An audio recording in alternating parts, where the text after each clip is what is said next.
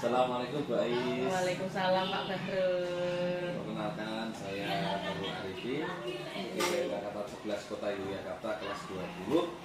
Di sini kemarin kita sudah melakukan percakapan pra observasi kelas. Kemudian sekarang kita akan melaksanakan pasca observasi. Kemarin pada hari Kamis 7 November 2024 di kelas 4 dengan mata pelajaran matematika Bu Ais saya observasi ya untuk belajar di kelasnya. Nah, area observasi yang ingin dikembangkan kemarin ada 4. Yang pertama pembelajaran sosial emosional atau PSE, yang kedua pembelajaran berdiferensiasi, yang ketiga budaya positif, yang keempat pembelajaran menyenangkan. Dari observasi yang dihasilkan semuanya ada. Jadi catatan yang pertama yaitu PSE-nya, ice breaking juga ada, kemudian ada strip emojinya, kemudian yang kedua pembelajaran berdiferensiasi. Kemarin dikelompokkan berdasarkan kemampuan, soal dan tugas juga disesuaikan. Pembelajaran langsung bisa digunakan misalnya mengukur luas lapangan. Kemudian budaya positifnya kemarin kesepakatan bersama juga untuk menciptakan budaya positif dan yang terakhir pembelajaran yang menyenangkan yaitu belajar berkelompok dan SDP yang menyenangkan. Nah, selanjutnya pada tahapan pasca observasi ini Bu Ais, adakah tujuan yang ingin dihasilkan dari pertemuan hari ini? Tujuan yang ingin dihasilkan itu saya ingin lebih mengetahui Pak dari ranah mana yang perlu dikembangkan lagi dari hasil observasi yang kemarin ya, sudah didampingi Pak Baru juga. Itu kan ada beberapa seperti SD-nya, terus diferensiasinya, terus belajar menyenangkan dan budaya positif itu tadi. Saya ingin mengembangkan itu Pak. Ya, jadi tujuan kita hari ini yaitu untuk mengembangkan PSE, diferensiasi, pembelajaran menyenangkan dan budaya positif. Seperti itu ya. Nah, dari tujuan yang telah dicapai oleh Bu Ais, untuk ukuran keberhasilannya seperti apa Bu Ais? Ukuran keberhasilan yang akan dicapai. Ukuran keberhasilan yang dicapai itu apakah nanti apakah yang saya lakukan itu sudah betul atau belum, terus bagian mana yang perlu saya kembangkan di ininya, terutama di budaya positif itu apakah saya sudah sudah oke gitu loh Pak. Soalnya kan saya ingin menanamkan sama anak-anak itu kalau kita sudah membuat kesepakatan bersama ya harus dipatuhi bersama. Jadi kan tidak hanya aturan itu datang dari saya, nanti juga anak-anak itu memahami bahwa itu dibuat secara bersama-sama, bukan hanya saya saja. Jadi ukuran keberhasilannya bagaimana anak-anak bisa mengetahui kalau itu kesepakatan bersama, direncanakan bersama, kemudian suasana kelasnya juga ini juga berbudaya positif itu ya Bu Ais ya.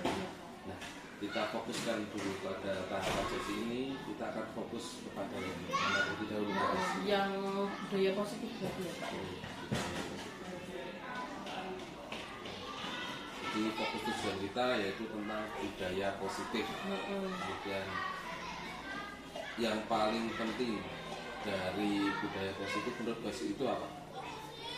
Kalau menurut saya ya itu tadi bahwa anak-anak juga mengetahui budaya apa yang ada di kelas gitu. Budaya itu tidak hanya datang dari guru tapi juga itu dari hasil pemikiran anak-anak sendiri. Dari hasil pemikiran anak-anak sendiri kan terkesan tidak dipaksakan gitu. Anak-anak juga harus tahu konsekuensinya kalau dia tidak mematuhi budaya yang ada, kesepakatan yang ada itu apakah nanti konsekuensinya apa untuk mereka seperti itu. Jadi tidak hanya datang dari guru tapi juga hasil pemikiran dari anak-anak juga supaya lebih mendalami, masuk ke dalam hatinya mereka. Oh ya, aku tuh harus gini, soalnya nggak gini nanti gimana. Jadi hal yang paling penting dari budaya positif BUAIS, yaitu tentang anak sadar akan apa yang telah disepakati bersama Iya, itu iya. ya BUAIS ya.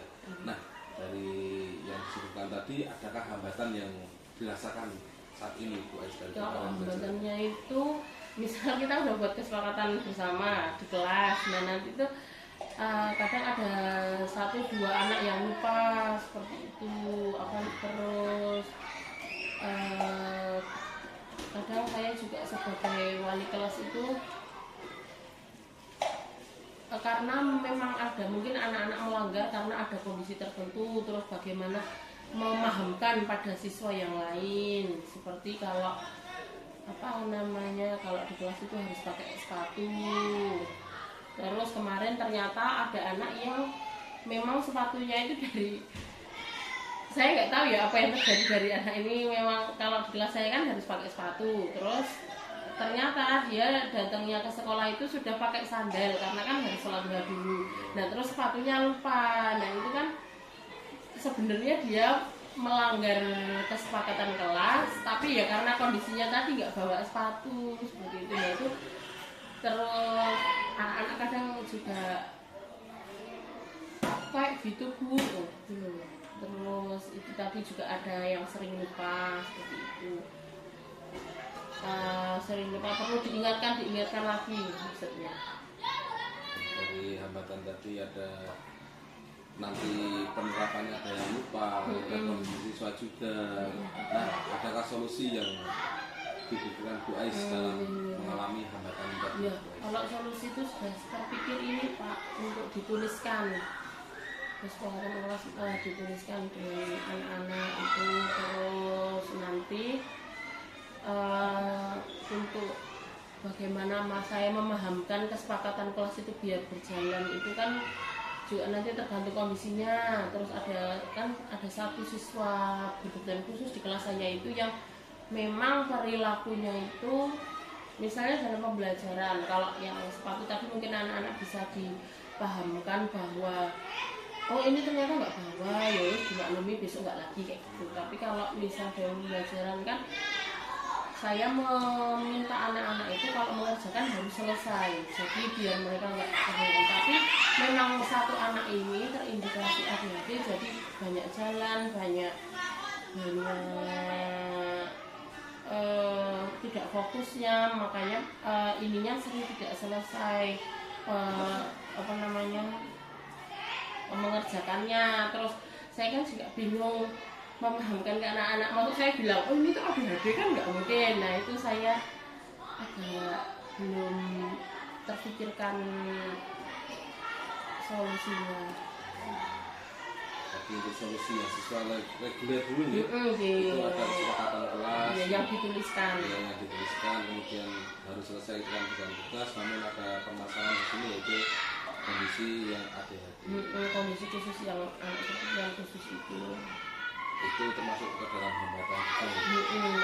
Terus barusan aja saya pas ngobrol hari ini terpikirkan apakah saya berkoordinasi aja dengan Bu Tia selalu guru pendamping khusus untuk gimana ya caranya memahamkan siswa yang lain tanpa melabel bahwa anak ini berkebutuhan khusus gitu.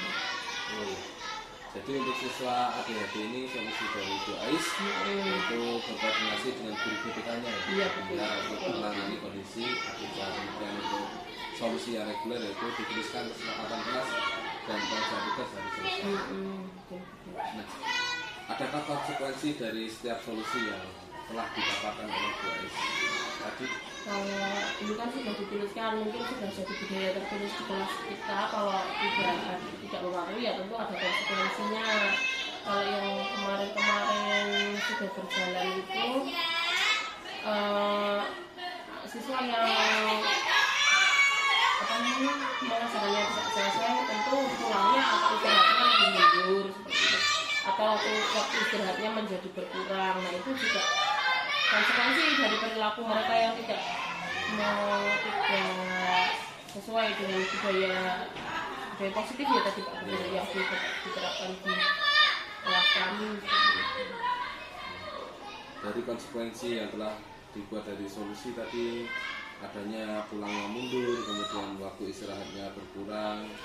Nah, dari skala 1 sampai 10, berapa Bu Ais dalam usaha yang telah disampaikan Bu Ais tadi itu untuk mencapai budaya positif itu di skala 1 sampai 10 skala berapa Bu Ais untuk saat ini? Kalau yang untuk penerapannya yang aplikasi yang di kelas itu setelah saya baru itu naik ke 8 ya Pak, yang darinya 6, 7 seperti itu. Nah tapi kalau untuk menuliskannya saya belum membuat kesepakatan tertulis dengan anak-anak, tapi kalau secara lisan sudah. Terima kasih banyak. Jadi dari sebelum observasi sampai sekarang ada naik ya. Dari sebelumnya belum menggunakan budaya positif, sekarang sudah budaya positif, dari angka 6 sekarang menjadi angka 8. Kemudian untuk belum membuat catatannya saja. Nah, jadi setelah belum membuat catatan, prioritas yang akan disiapkan untuk mencapai tujuan Bu Ais dalam budaya positif itu apa?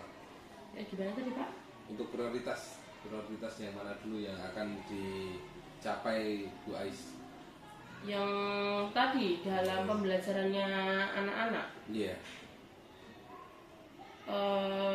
Ya tadi di prioritasnya untuk melakukannya secara tertulis, terus mengulang-ulang kembali budaya apa yang harus kita terapkan di kelas gitu.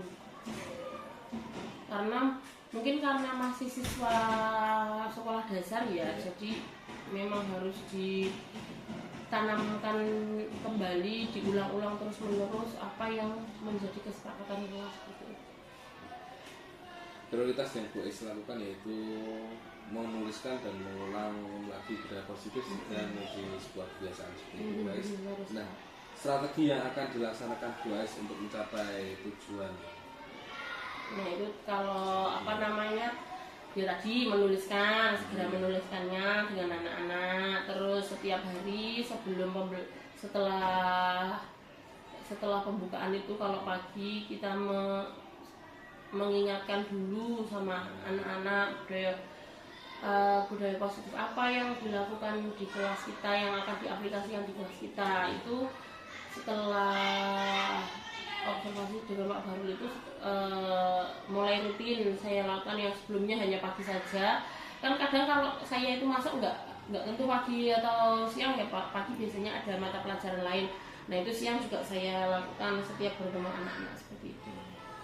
Jadi strategi yang telah dilaksanakan Bu Ais dan juga rencananya yaitu sudah menuliskan setiap hari setelah pagi hari mengingatkan budaya positif secara rutin.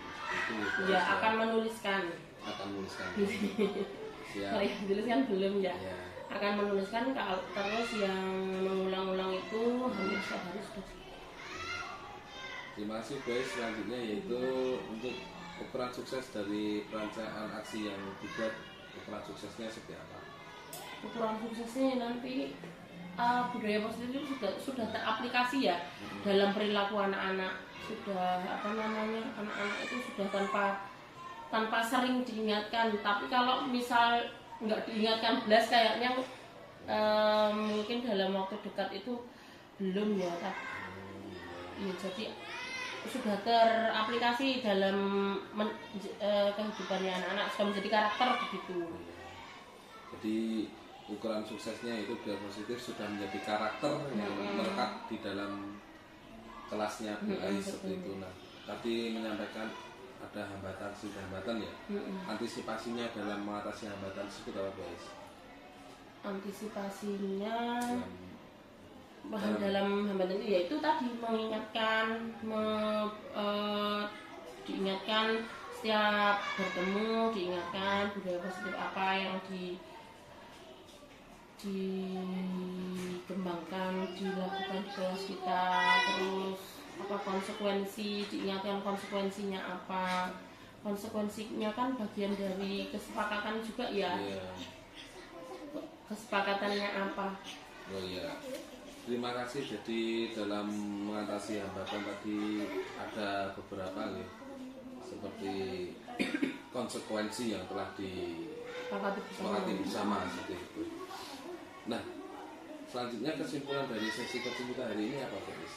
Oh iya, itu tadi saya apa namanya, tadi saya mau menuliskan untuk mengembangkan budaya positif tadi, menuliskan budaya positif apa yang kesepakatan kelas apa yang disepakati di kelas kita sama konsekuensinya. Terus mengingatkan, saya itu sering mengingatkan untuk kesepakatannya tapi kadang lupa konsekuensinya itu lupa. Tadi setelah ngobrol baru jadi ingat konsekuensinya tuh kadang saya nggak ingatkan apa gitu. Mungkin kalau konsekuensinya saya ingatkan juga itu lebih baik lagi. Jadi sampai hari ini budaya positif dapat direlasikan dengan mau menuliskan budaya positif di kesepakatan kelas, di kelas, kemudian menuliskan konsekuensi yang ada dan juga mengingatkan kesepakatan kelasnya apa sama konsekuensinya.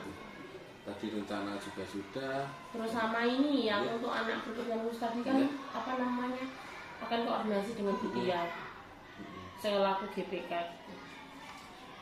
Jadi rencananya itu menuliskan budaya, kesepakatan kelas, konsekuensinya dengan ABK dengan bekerjasama dengan guru GPK. Ya. Itu kesimpulannya. Jadi Bu Ais sudah dapat menemukan solusinya sendiri dari percakapan kita hari ini. Ya, kemudian komitmen apa yang akan dibuat Bu Ais untuk menjalankan rencana aksi ini? Komitmennya ya itu dilakukan. Terus saya juga apa namanya akan belajar lagi tentang bagaimana cara membentuk karakter anak-anak itu dengan apa namanya melalui kesepakatan kelas ini. Karena memang kalau kesepakatan kelas ini diulang-ulang terus nanti akan terbentuk karakternya anak-anak. Jadi komitmen yang akan dilakukan Bu Ais yaitu dilakukan secara terus-menerus, akan belajar lagi, kemudian konsekuensi dan juga sharing-sharing dengan guru-guru yang sudah senior, saya rasa juga akan membantu sekali. Betul sekali, berarti yang terlibat pun ada guru-guru yang lain juga. Apakah ada yang lain yang terlibat dalam proses aksi yang akan direncanakan Bu Ais ini? Biasanya saya juga koordinasi dengan guru-guru yang senior yang sudah lebih lama ngajar, terus dengan guru penggerak yang ada di sekolah kita. Terus saya juga sering saya baru gitu tentang ya itu saya ngasih ilmu dari mana? Masuk ilmu dari mana? Berarti banyak sekali di sini yang terlibat, ada guru, rekan sejawat. Terus sama guru kepala juga biasanya kan juga memberi apa namanya setiap Jumat koordinasi dengan kita. Oh ya, jadi yang terlibat ada guru, kepala sekolah, rekan sejawat, warga sekolah ketika komil hari Jumat. Nah, terima kasih banyak Bu Ais. Kapan kita akan mengadakan tindak lanjut dari sesi kita hari ini? Secepatnya Pak. Secepatnya. Perlu tanggal pastinya enggak? Secepatnya. Besok. Oh besok. Besok atau lusa nih. Nah, terima kasih Bu Ais. Bagaimana perasaan Bu Ais pada hari ini? Lebih apa namanya sih? Tercerahkan apa yang harus saya lakukan itu apa namanya? Seperti tadi mengingatkan kembali tentang anak-anak tentang konsekuensinya, terus menuliskan, terus berkoordinasi dengan guru pendamping khusus, terus belajar dengan rekan-rekan senior yang lain juga. Nah, terima kasih. Di sini Bu Ais sudah menemukan solusinya sendiri dari permasalahan Bu Ais. Saya sangat apresiasi, saya juga belajar banyak dari Bu Ais pada kesempatan hari ini. Kemudian apakah ada hal lain yang ingin ditambahkan? Kalau hal lain kayaknya budaya positif. Itu sudah cukup, berarti kita sudah selesai. Terima kasih banyak Bu Ais. Saya juga belajar dari Bu Ais tentang bagaimana mengelola kelas dan mengelola murid yang berbeda-beda dari ABK juga. Terima kasih banyak atas ilmu yang telah diberikan Bu Ais. Saya juga terima kasih sama Pak Rul sudah menggali potensi saya dengan ngobrol-ngobrol ini. Terima kasih, mohon maaf jika saya banyak salah Bu Ais. Sampai Sampai bertemu kembali di sesi selanjutnya. Siap.